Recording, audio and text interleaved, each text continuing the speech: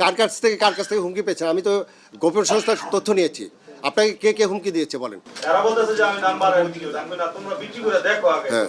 তোমাদের মানে আপনাকে উদ্বুদ্ধ করছে যে দাম বাড়ানোর জন্য? হ্যাঁ, তা আমি বলছি তোমরা বিক্রি করে আগে দেখো, তোমাদের লস হইলে তাহলে তোমরা আচ্ছা, ঠিক আছে। কেউ ভাইরাল হওয়ার জন্য, এখন নতুন যুগ, ভাইরাল হওয়ার জন্য একটা কিছু করে ফেললো, করে সেটা ভাইরাল হয়ে গেল গিয়া খলিল ভাই আজকে হিরো। আপনি কিন্তু অন্যদিকে ডাইভার্ট করে দিচ্ছেন। খলিল সাহেব উনি ভাইরাল হওয়ার জন্য করে নাই, এই যে আপনি ডাইভার্ট করে দিচ্ছেন।